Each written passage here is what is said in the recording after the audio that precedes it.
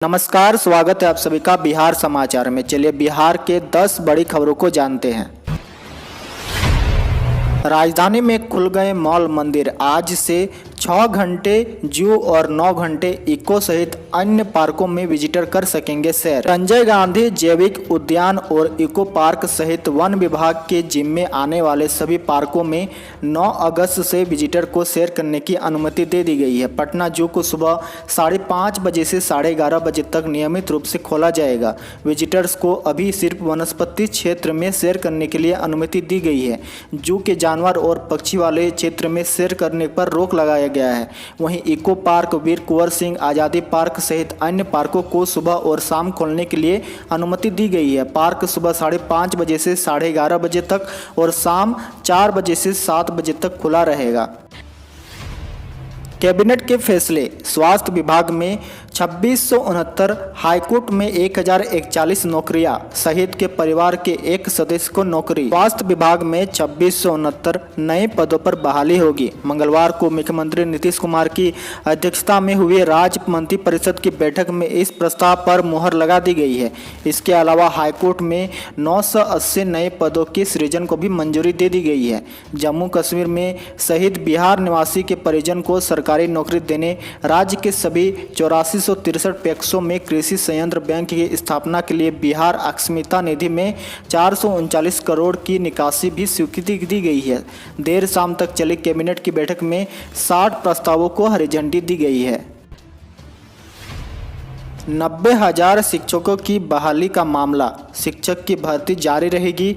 Result court के आदेश के बाद आएगा। अगली सुनवाई 21 सितंबर को होगी। सूबे में 90,000 से अधिक प्राथमिक शिक्षकों की बहाली प्रक्रिया के अंतिम चयन सूची के प्रकाशन पर जो रोक पटना हाईकोर्ट ने लगाई थी वह अगली सुनवाई तक बरकरार रहेगी। जस्टिस अनिल कुमार उपाध्याय की एकल पीठ ने नीरज कुमार व अन्य की रिट याचिकाओं पर मंगलवार को सुनवाई करते हुए चयन सूची के प्रकाशन पर लगी रोक को हटाने से इनकार कर दिया है।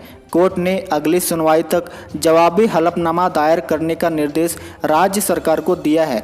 याचिकाकर्ताओं के वकील दीनू कुमार ने कोर्ट को बताया कि राज्य सरकार ने 15 जून 2020 को एक आदेश पारित करते हुए कहा था कि दिसंबर 2019 में CTET पास उम्मीदवार इस परीक्षा में भाग नहीं ले सकते हैं।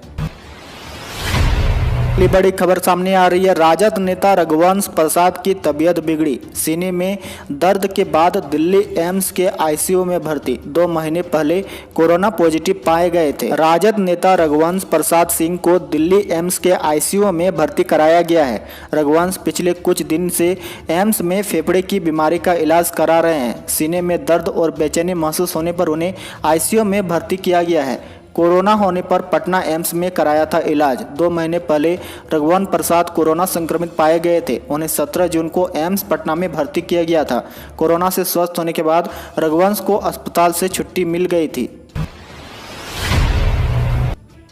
प्रधानमंत्री मोदी की राह पर लालू का बेटा तेजस्वी ने आज रात 9 बजे 9 मिनट के लिए घरों की लाइट बंद कर दिया जलाने की अपील की है। राबड़ी लालटेन जलाएगी। राजद की ओर से बिहार विधानसभा चुनाव में मुख्यमंत्री पद के उम्मीदवार तेजस्वी यादव प्रधानमंत्री नरेंद्र मोदी के नक्शे कदम पर चलने की कोशिश कर रहे हैं। तेजस्वी ने अपील की है कि सभी लोग बुधवार की रात 9 बजे 9 मिनट तक घरों की लाइट बंद कर दें और दिए मोमबत्तियां लालटेन जलाएं। राजद ने बिहार विधानसभा चुनाव में बेरोजगारी को प्रमुख मुद्दा बनाया है। तेजस्वी यादव ने कहा कि देश में बेरोजगारी, गरीबी, भुखमरी और पलायन के खिलाफ कई NGO और युवाओं के इस आंदोलन में राजद बढ़ चढ़कर भाग लेगा। उन्होंने राज्य की इन समस्याओं के समाधान के लिए राजद का ब्लूप्रिंट शीघ्र राज्यवासियों के समक्ष पेश करने का दावा किया है। कहा कि हमारी सरकार बनी तो हम युवाओं के साथ आर्थिक न्याय करेंगे। बड़ी खबर। अब कक्षा 1 से 5 तक के हर विद्यार्थी को मिलेंगे 238 रुपये। मध्याह्न भोजन योजना के तहत अगस्त और सितंबर के 48 दिनों की राशि प्रत्येक बच्चे के बैंक अकाउंट में डाली जाएगी। इसमें कक्षा 1 से 5 तक के प्रति विद्यार्थी के खाते में 238 और कक्षा 6 से 8वीं तक के बच्चों के खाते में 357 रुपये डाले जाएंगे। यह कवायद डीबीटी सिस्टम के जरिए होगी। इस आशय का आदेश शिक्षा विभाग के प्रधान सचिव ने सभी महिला भोजन निदेशालय ने इस संबंध में सभी जिला शिक्षा अधिकारियों को दिया है। शिक्षा विभाग के प्रधान सचिव संजय कुमार की तरफ से मंगलवार को जारी आधिकारिक पत्र में साफ कर दिया गया है कि रोस्टर के अनुसार नामांकित खाद्यान्न का वितरण तय मानकों के अनुसार मसलन कक्षा 1 से 5 तक बच्चों के लिए रोजाना 100 ग्राम खाद्यान्न एवं 4.5 रुपये परिवर्तन मूल्य की राशि प्रति विद्यार्थी को दी जानी है। बिहार में 88.98% तक पहुंचा रिकवरी रेट। बिहार में कोरोना से रिकवरी का रेट 88.98% तक पहुंच गया है। सोमवार को राज्य में 1,52,671 सैंपलों की जांच की गई, जिसमें 667 नए पॉजिटिव पाए गए। इसके साथ ही कोरोना पॉजिटिव की संख्या बढ़कर 1,50,694 हो गई है। इनमें अब तक 1,34,090 लोग स्वस्थ हो चुके हैं। पिछले 24 घंटों में 1944 कोरोना संक्रमित स्वस्थ हुए हैं, जबकि 4 लोगों की मौत हो गई है। अब तक 765 लोगों की मौत हो चुकी है। स्वास्थ्य विभाग की रिपोर्ट के अनुसार पटना जिले में सर्वाधिक 183 नए पॉजिटिव पाए गए हैं। अगली बड़ी खबर पटना से सामने आ रही है। 14 से होगा वाहन चालकों का साक्षात्कार।